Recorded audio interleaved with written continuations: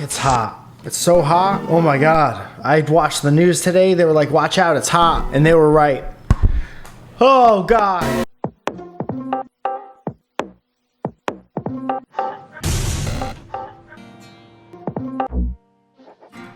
Hi Mike, my girlfriend and I recently moved in together and we've been together for almost 5 years now and things are going great.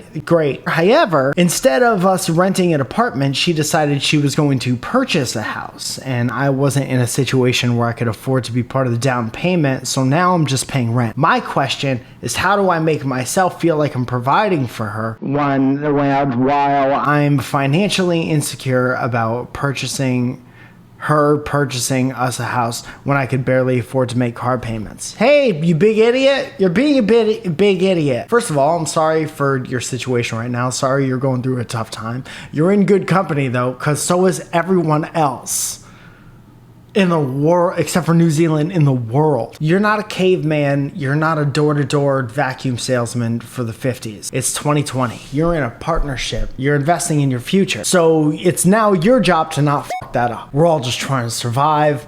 Cut yourself a little bit of slack. Just be helpful, man. You got a house and maybe a yard. I don't know. You didn't send me a picture to take care of now.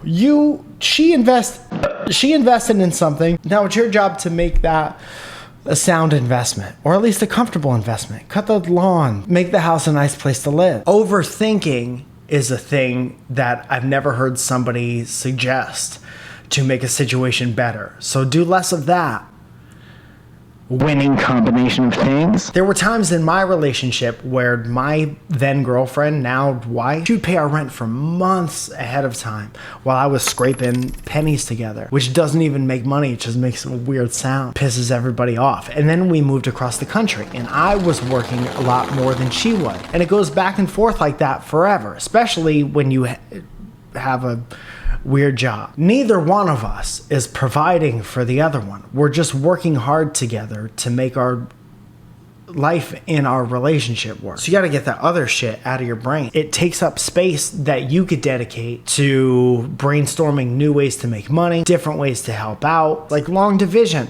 Get all that shit out of your head so you can do cool shit like memorize song lyrics. Love you. Who's next? Juno Kananinigan. Juho Kananinigan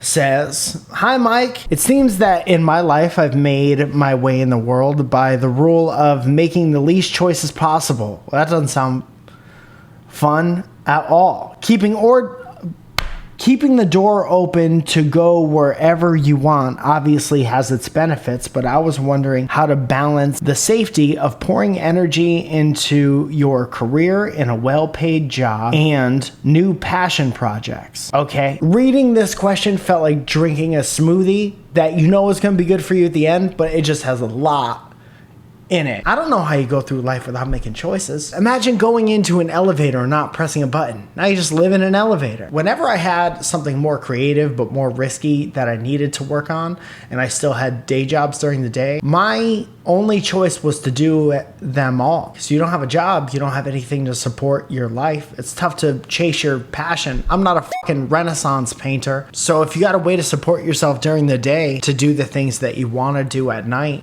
maybe there's a smarter person out there who can give you step-by-step directions on how to skip one and do more of the other. But my only advice is to say you have to do both until one takes over for the other one. You know, you come to these crossroads and you're like, oh, I can either do this or do this now because I've been working on them both and now it only benefits me to do one.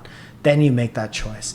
That's a tough choice to make at the beginning when you haven't started the other one yet. Maybe you could save up all your good job money to buy yourself a couple months off of that job. Work on this other stuff. It's making an investment, again, but in yourself. Bad news is there's a risk associated, obviously, with any investment that you're gonna make. But the good news is you control how hard you work. So all you gotta do, save up a bunch of money, invest in yourself, and then not fuck it up. By not fuck it up, I just mean don't let yourself down by not giving it your all. Then you could live a life and never say, well, I didn't try to do that.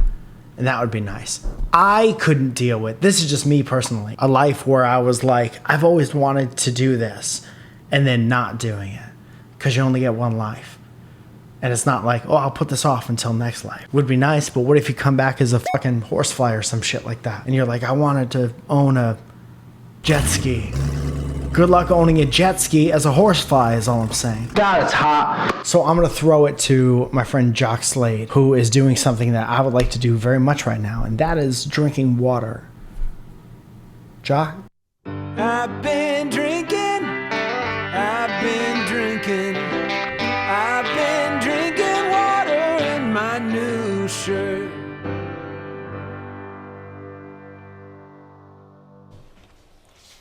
Hello and hi. Hey Mike, I'm Jock and welcome to another fun episode of Drinking Water in a New Shirt. Ooh.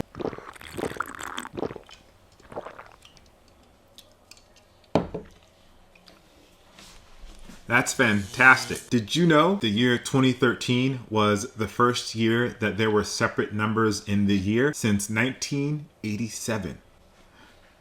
Fun fact. Still fantastic. Drinking water in a new shirt. Back to you, Mike. I've been drinking. Did they go back? Thank you so much for joining me today. I had a great time. It is hot. I don't know if I mentioned that before, and I hate it. If you want more of this, the show's called Mike in the Morning. My name is Mike Falzone. This show comes out most Tuesdays. So fucking hit us up and subscribe to this. Hit the little bell because that used to do something. And tell 80 friends about it. I love you. Stay cold. Put some ice in your butt. And I'm sorry. I was doing that thing where I heard what I said and I was really trying to visualize it, and I never even thought about putting ice in my butt before, but I did think extra hard about it just then. And that's where I'm at. Thank you so much again for watching Mike in the Morning. Ooh, I appreciate you being here so much. You know who else I appreciate? The sponsors of this channel. They give $5 every month, get 5 extra things, and one of those things getting their name on the screen at the end of the video. So here's that.